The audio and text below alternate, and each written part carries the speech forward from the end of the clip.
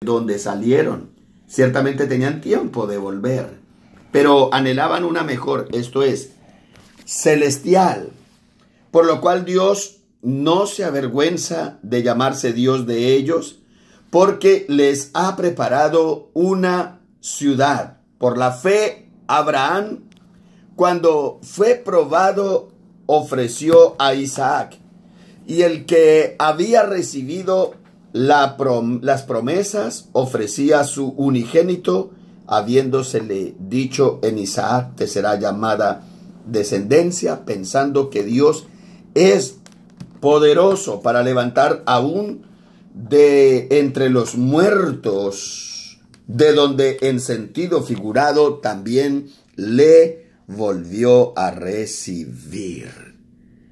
Bien, hasta aquí quiero dejar la lectura de este reconocido y muy difundido capítulo de la Biblia, porque enaltece la fe, la virtud de la fe. Y es que la fe es una virtud y también es un don que Dios nos ha dado. Dios, por su gracia, nos ha concedido a nosotros una medida de fe. Y el sistema de Dios es ir de la nada a todo, de lo invisible a lo visible, de lo pequeño a lo grande. Podemos ver que de la nada Dios hizo el universo entero. ¿Qué necesitó? Nada. Por eso te dice que no le tengas miedo a la nada, porque Dios ya estuvo allí. Cuando no tenemos nada, tenemos todo por lograr. La fe necesita tu confianza. Si no confiamos en Dios, si no depositamos nuestra fe y nuestra confianza en Dios, ¿en qué o en quién confiamos? ¿Cómo detonas tu fe? Buscando un desafío, soñando con alcanzar algo. No te quedes estancado en la nada. Y cuando hay obstáculos, como todos estos hombres y mujeres en la antigüedad se encontraron con diversos obstáculos, mucha oposición, pero lograron vencer los obstáculos y por medio de la fe alcanzaron el propósito de Dios. Algunos no alcanzaron la promesa, pero cumplieron el propósito de Dios dentro de esa promesa que es irrevocable, porque lo que Dios ha declarado se cumple y se cumplirá. Lo veremos, pero necesitamos entonces la fe. Así que mi consejo es que enfoques tu fe en Dios, porque siempre estará allí como roca fuerte para sostenerte. Cuando te quitan aquello en lo que has puesto tu confianza, te sientes morir. David dijo en medio de la guerra: solo tú me haces vivir confiado. También el salmista David dijo, cuando intentaron ponerle la armadura para pelear contra Goliat, que no la usaba porque confiaría en Dios, quien lo había respaldado cuando David se enfrentó con el oso y con el león.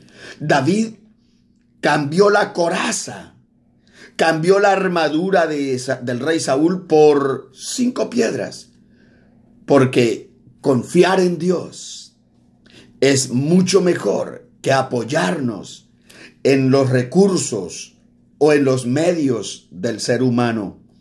Cualquier cosa que pongamos nuestra confianza aquí en la tierra, tarde o temprano fracasará y fallará. Pero Dios nunca nos lleva al fracaso, nos lleva a la victoria. Dios no conoce derrota, Dios no conoce fracasos, Dios no conoce ninguna derrota, Dios no conoce fracasos.